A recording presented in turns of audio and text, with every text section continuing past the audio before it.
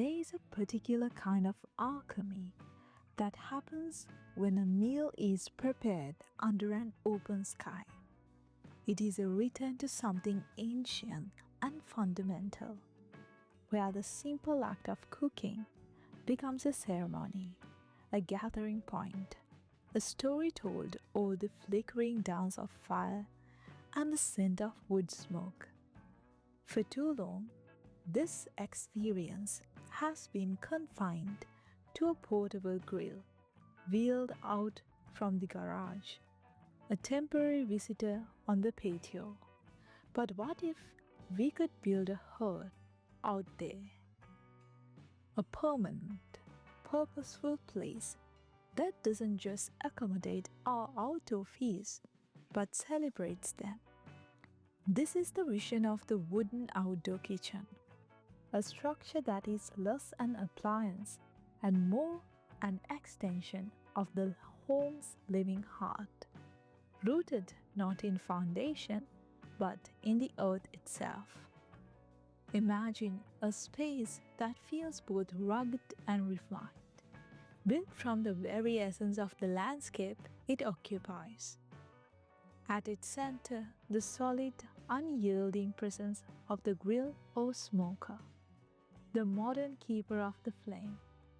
But it is not left to stand alone, a solitary monument to utility. It is embraced, framed, and integrated into a landscape of warm, living wood. This is where the magic truly begins. Wood brings a soul to the outdoor that stone or stainless steel cannot. It has a warmth that radiates, a texture that invites the touch, and a presence that changes gracefully with the seasons. It doesn't fight the elements, it converses with them, silvering in the sun and deepening in the rain, recording the passage of time not as decay but as character. This kitchen is built for the ritual of togetherness. It understands that cooking outdoors is rarely a solitary pursuit. It is a social performance, and the design of the space is its stage. This is where the companion tables, or what we might call the barbecue tables, become so vital. They are not afterthoughts, but integral wings of the entire structure.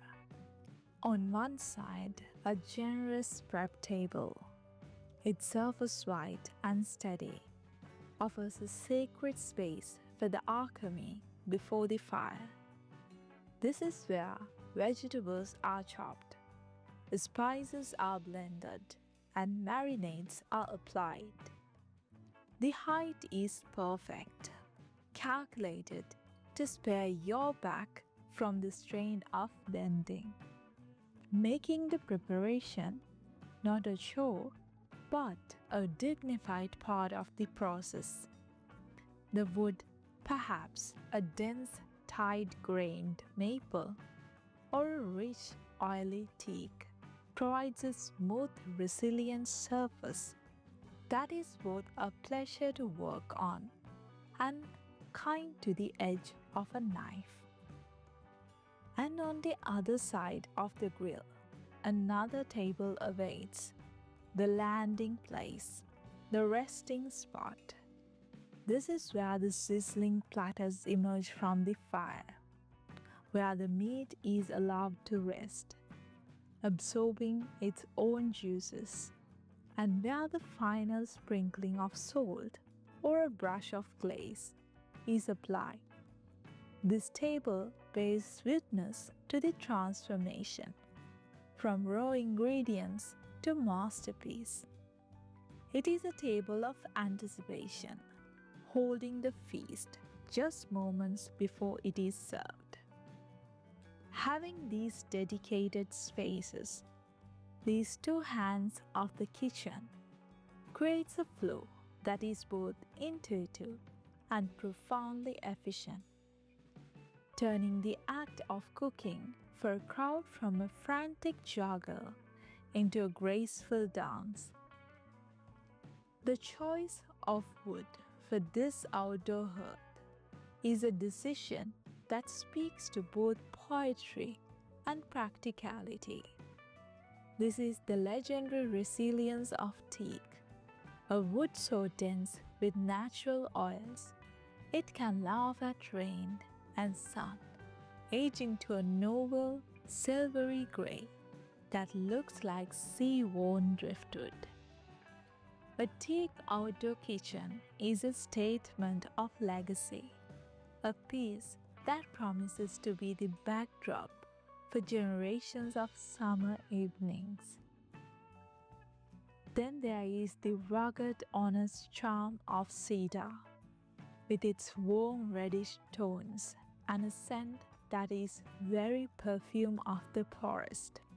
Cedar is a natural guardian against rot and insects, a willing partner in this outdoor endeavor, its grain telling a story of slow, strong growth. For a more modern, crisp aesthetic, one might choose ipe, a wood so hard that is often called ironwood. Its rich, dark brown hue creating a stunning, sophisticated contrast against the green of the garden and the gleam of stainless steel. An outdoor kitchen of wood is a declaration that our domestic lives are not meant to be entirely contained within four walls. It is an invitation to extend our living space into the fresh air, to anchor our gatherings around the primal glow of the flame. Which part of this vision resonates with you the most? Comment down below. So until next time, happy decorating.